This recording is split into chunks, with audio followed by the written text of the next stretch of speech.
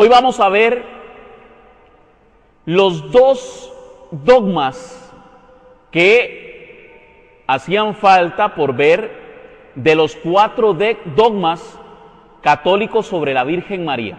La semana pasada estuvimos viendo la maternidad divina y la virginidad perpetua de María. Haciendo un pequeño resumen, decíamos que la Virgen María es Madre de Dios. ¿Por qué? Porque Cristo es Dios. María es Madre de Dios porque es la Madre de Jesucristo. Y si Jesucristo es Dios, María es Madre de Dios. Y para eso, por ejemplo, citábamos Isaías 7:14, la Virgen dará a luz un hijo al que llamarán Emanuel, es decir, Dios con nosotros. Por lo tanto, María, que es la Virgen, dio a luz al Emanuel, es decir, dio a luz al Dios con nosotros. Por lo tanto, María es madre del Emanuel, María es madre de Dios con nosotros. Y también estuvimos viendo sobre la famosa pregunta o la cuestionante que se nos hace a nosotros como católicos. ¿Tuvo la Virgen más hijos? La Iglesia proclama que la Virgen fue virgen antes, durante y después del parto. Y entonces veíamos aquellas citas que nos mencionan sobre los supuestos hermanos de Jesús.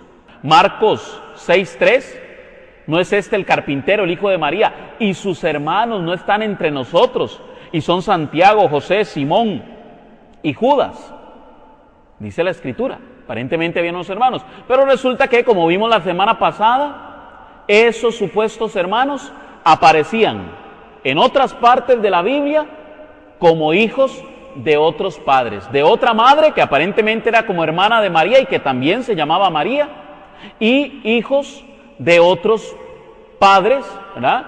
En este caso sale Alfeo o Cleofas, que es la misma persona, como el padre de Santiago y de José, que son los que aparentemente eran hermanos del Señor, por lo tanto, realmente no eran hermanos. Hoy vamos a ver entonces los otros 2 dogmas sobre la Virgen María. El dogma de la Inmaculada Concepción. Veíamos la semana pasada que el dogma de la Inmaculada Concepción fue proclamado en 1854, lo que quiere decir que por 18, 19 siglos no había sido puesto en duda que María era sin pecado concebida. Mucha atención, porque la palabra es que María fue concebida sin pecado. Hay algunos que dicen sin pecado concebido, porque creen que el dogma se refiere a Jesucristo. Ciertamente, Jesucristo fue concebido sin pecado, pero hay una diferencia entre María y Jesucristo. ¿Cuál es la diferencia y qué es lo que viene a defender el dogma de la Inmaculada Concepción? Muy sencillo. Dijimos la semana pasada que todos los dogmas marianos son cristocéntricos, es decir, todos los dogmas de María apuntan a la dignidad de Cristo. Cuando nosotros decimos que María fue concebida sin pecado original, es porque el dogma lo que está defendiendo es a Jesús, no está defendiendo a la Virgen María. ¿A qué nos referimos? Vamos a ver. Dice la palabra de Dios que Jesús es igual en todos los hombres, excepto en el pecado. Muy bien. Dice el Salmo 51, en pecado me concibió mi madre. Mucha atención, porque según el pensamiento judío, el pecado original era heredado por la madre. Mucha atención. Según el pensamiento judío, el pecado original era transmitido de la madre al hijo. Por eso el salmista dice, en pecado me concibió mi madre. Y si Cristo es igual en todos los hombres, excepto en el pecado, aquí hay un problema. Porque entonces, si María hubiese tenido pecado, se lo hubiese transmitido a nuestro Señor Jesucristo. Mucha atención, porque de aquí parte el dogma. Si María le transmite el pecado a Jesús, Jesús hubiera pecado. Y si Jesús hubiera pecado, entonces no hubiera podido redimirnos a nosotros, la raza humana. Ahora bien, hay algunos que dicen, no, pero entonces, en lugar de que Dios librara a María del pecado original, libró a Jesús del pecado original. Ahí hay un problema. Porque si Jesús necesitó que lo libraran, hubiera necesitado un libertador, es decir, un salvador. Entonces ya Cristo no sería el salvador, sino que hubiese sido otro. Pero vea la perfección de la revelación de Dios en la Iglesia Católica, que declara que a María se le ha librado del pecado original por los méritos de Cristo. Porque si María es librada del pecado original, ella necesita un libertador, y ese libertador es su Hijo Jesucristo. Amén. Automáticamente Cristo nace de una mujer pura y sin mancha. Hoy vamos a ver todo esto desde la Sagrada Escritura. ¿Dónde dice en la Biblia que María es inmaculada? Hoy vamos a ver ese tema. Muy bien, el culto que nosotros le rendimos a la Virgen María es un culto de veneración. Se le llama hiperdulía, es decir, una veneración por encima de los santos, pero que no es adoración y que está por debajo de Dios. ¿En qué consiste el dogma? En que la Virgen María es inmaculada, sin pecado concebida por los méritos de nuestro Señor Jesucristo. Y aquí vamos a entrar en una parte muy interesante. Esto lo cuenta el ex pastor calvinista Scott Hahn. Scott Hahn es una eminencia, o fue una eminencia, de el protestantismo moderno, pero también hoy día es una eminencia de la teología católica.